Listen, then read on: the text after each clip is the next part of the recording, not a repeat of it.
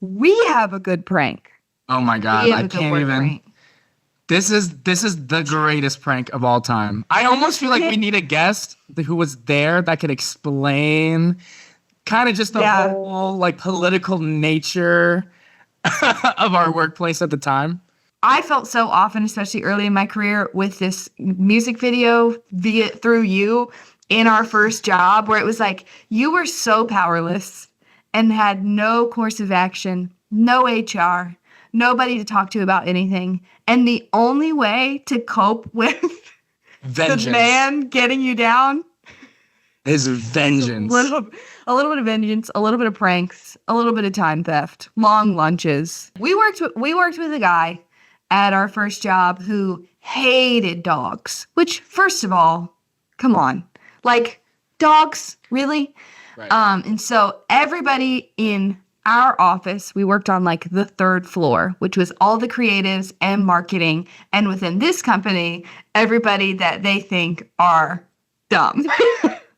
And then on the fourth floor was people making livable wages and directors. Okay. Beyond livable wages, they were making absorbent salaries. They were. And we were making scraps downstairs. Which, it's so crazy. When I took this job, you had been there like either freelancing as an intern for years when I got the full-time gig.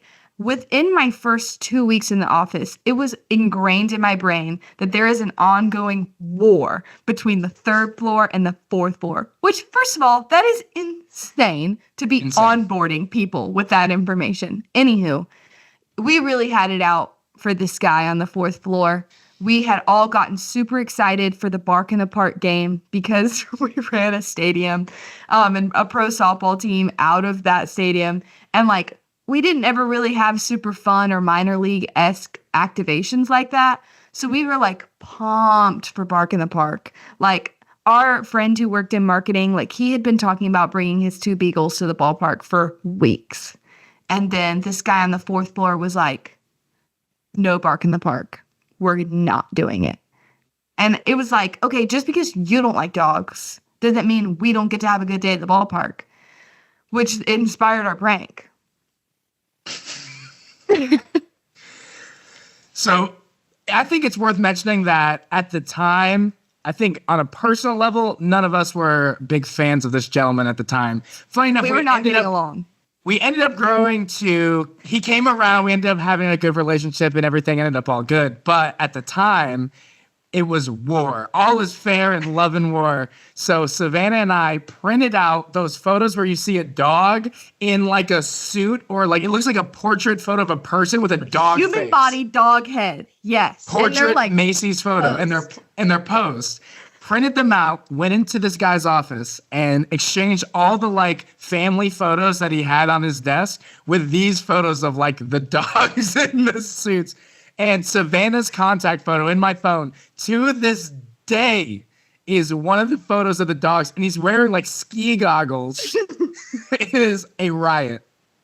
But you know what I love about this prank in particular? Completely harmless. Yeah. Like, we weren't going to get in trouble for this, but it was just a little sense of like being mischievous at work. But I think what bummed me out so bad is I was like, waiting for the reaction to the dog portraits. We got no reaction. I remember us showing up to the office every day and be like, do you think this is the day he's going to notice? Or this is the day he's going to say something? I remember one of our coworkers at the time was just like, oh, he was deeply disturbed, I believe was the term used, that he was deeply disturbed. Those little freaks down on the third floor. You little weirdos. Oh my God. Oh my gosh. Classic. So good. Honestly, I think that's something I miss so much about working in an office.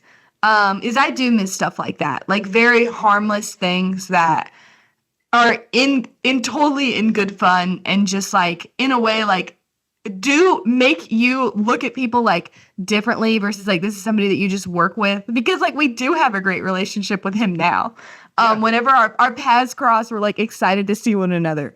But it's funny because like that was such a lighthearted thing about something that actually did upset us very much. Yes. And then you let it go. We let the Bark in the Park go because we were like, We pulled off this great prank. We got something out of it. We got ours. And I just think it's great. It's great because I think he actually grew to kind of like respect us a little bit. Like, I agree. He put his foot down, and okay, we don't control the ballpark. We can't, veto his decision, but we can put, I guess, what's been described as deeply disturbing. These regular dog photos are not disturbing images at all. So good. So good. Yeah. Good. Hey, thanks for watching this clip. For more on sports media and working in the industry, subscribe to the How to Cook a Goose podcast.